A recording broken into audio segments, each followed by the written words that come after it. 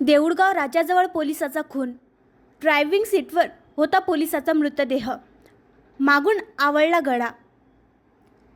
देऊळगाव राजा सिंदखेड राजा रोडवरील गिरोली खुर्द गावाजवळ वन विभागाच्या जागेत आज 30 मार्चला एका स्विफ्ट गाडीत पोलिसाचा मृतदेह आढळला होता. त्यामुळे एकच खळबळ उडाली होती. याबाबत खून की आत्महत्या की दुसरंच काहीतरी असे विविध प्रश्न उपस्थित होत होते. दरम्यान आता पोलिसाचा मृतदेह गाडीतून बाहेर काढल्यानंतर हा खूनच असल्याचे स्पष्ट झाले आहे. अज्ञात आरोपींनी मागे बसून पोलिसाचा गळा आवळून खून केला असावा असा अंदाज आहे. MH20 DV 3063 क्रमांकाच्या स्विफ्ट गाडीत पोलिसाचा मृतदेह ड्रायव्हिंग सीटवरच होता.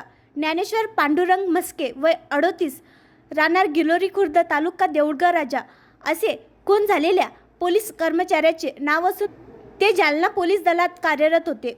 आज सकाळी देऊळगाव राजा सिंदखेड राजा रोडवरील गाळजी इंटरनॅशनल स्कूल समोरील वन विभागाच्या जंगलात मुख्य रस्त्यापासून 70 ते 80 मीटर अंतरावर एक स्विफ्ट डिझायर गाडी उभी होती. त्यात एका पोलिसाचा मृतदेह आढळून आला. घटनेची माहिती मिळताच स्थानिक पोलिसांसह अप्पर पोलीस अधीक्षक BB महामुनी, उपविभागीय पोलीस अधिकारी मनीषा कदम यांनी घटनास्थळी धाव घेतली.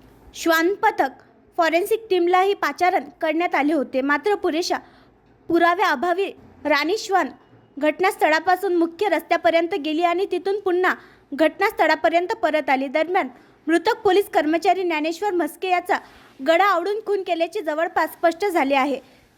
तशा खुणा मस्के यांच्या गळ्यावर आहेत. मस्के यांचा मृतदेह ड्रायव्हिंग सीटवर होता. अज्ञात आरोपींनी मागच्या सीटवर बसून मस्के यांचा गळा आवळला असावा असा प्रथमदर्शनी अंदाज आहे. मृतदेह उत्तरीय तपासणीसाठी पाठवण्यात आला असून पोलिसांसमोर तपासाचे मोठे आव्हान आहे. गावाकडे नेहमी यायचे.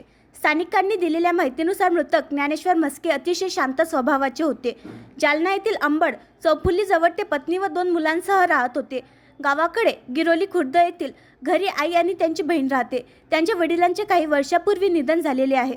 गावाकडे शेती व इतर कामासाठी ज्ञानेश्वर मस्के यांचे नेहमी येणे जाणे असायचे. आणखी नवीन व्हिडिओ पाहण्यासाठी आमच्या देशमुख एक्सप्रेस न्यूज चॅनलला सबस्क्राईब करा, लाईक करा आणि शेअर करा.